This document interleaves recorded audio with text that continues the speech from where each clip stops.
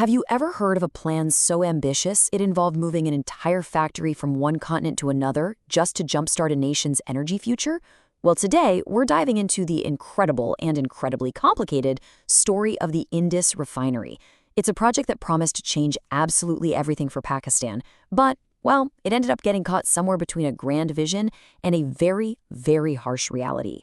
It all kicks off with this really powerful promise: energy for a better tomorrow. And this wasn't just some catchy marketing slogan. This was the official motto for the entire project: Indus Refinery Limited, or IRL. For so many people, this phrase was more than just words. It was a real, tangible hope for a future that was more prosperous and, crucially, energy independent. So let's get into it. What was this grand vision all about? To really get a handle on it, we've got to go back to 2004, when this truly wild idea first started to take shape. At its heart, the mission was actually pretty straightforward, even if the scale was monumental. The idea was to set up a huge private sector refinery right in Karachi. Why? To give Pakistan the power to refine its own oil. It sounds simple, but a move like that would have been an absolute game changer for the country's economy and its energy security. And when we talk about scale, we're talking about a planned capacity of 120,000 barrels of oil per day. But it wasn't just about quantity, it was about quality too. The whole point was to produce modern, much cleaner Euro-V-compliant fuels, basically dragging Pakistan's energy infrastructure straight into the 21st century. So you can see, the stakes here were unbelievably high. This wasn't just about putting up a building, it was about building a future. The refinery was supposed to beef up energy security, slash those costly fuel imports, create thousands of skilled jobs, and bring in brand new technology. It was meant to be a cornerstone for national progress. Okay, so you have this huge plan, but the how is where this story gets, well, really, really unique. It's a tale that literally spans continents and involves a journey of thousands and thousands of miles. And this is where the plan goes from just ambitious to, honestly, kind of wild. Instead of building a brand new refinery from the ground up, the idea was to buy one that was already decommissioned in Oakville, Canada, take it apart piece by piece, and ship the whole shebang over to Karachi to put it all back together. I mean, what an undertaking. Now, you can't pull off something this massive without an all-star team, and that's exactly what IRL did. They put together a global roster of heavyweights: SNC-Lavalin from Canada to handle the engineering, Vitol from the UAE to manage the oil supply, and top-tier American firms to handle the technical upgrades and market analysis. They had a global dream team ready to make it all happen. So, you've got this brilliant, if totally unconventional, plan. You've got a team of the best from around the world, and you have a vision that could transform a nation. The big question is, after all of that, where is this refinery today? And this, my friends, is where our story splits right in two. Because when you ask that question, where is the refinery today, you get two completely different, totally conflicting answers. There's the official story, and then there's what the public record shows.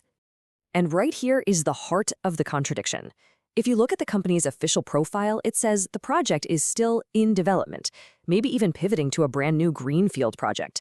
But then you look at public records, everything from Wikipedia to news archives, and they tell a very different story. They describe it as dormant. Some even say defunct. So, which one is it? Get this. Even the physical move itself ground to a halt. Yeah, about 65% of the plant actually made the trip from Canada to Pakistan. But the rest of it, the final critical pieces, they never even left. They were eventually just auctioned off to pay the bills in Canada. A piece of the dream was literally sold off before it could ever be built. So, what on earth happened? How could a project with so much promise just stop? Well, the project's decline wasn't just one single event. It was more like a cascade of major setbacks, one after another, over several years. It really was one thing after another. First, there's an accident, a fire in 2007 that damages some of the equipment that had just arrived.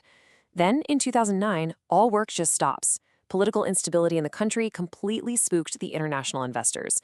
There was a glimmer of hope with new Chinese investors in 2010, but poof, they were gone just a year later. By 2013, the whole thing was just stuck, in limbo. But the problems didn't end there. Not by a long shot. A massive legal scandal erupted that would cast this long, dark shadow over the entire project.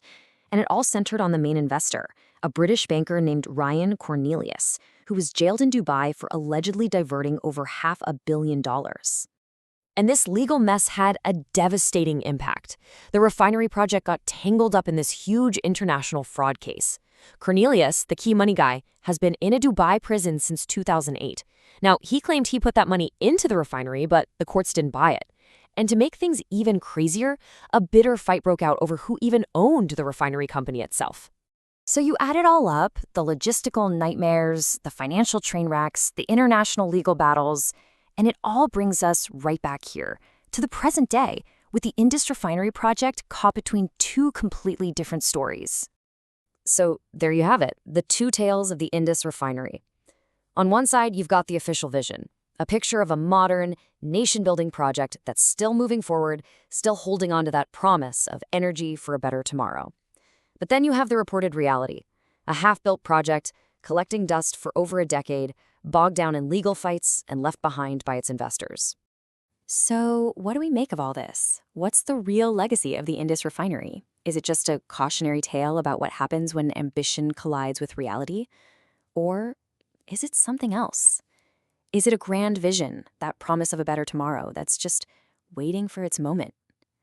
Maybe the story of this one project isn't just about a refinery, but about the massive challenges of trying to build a nation's future in a really uncertain world.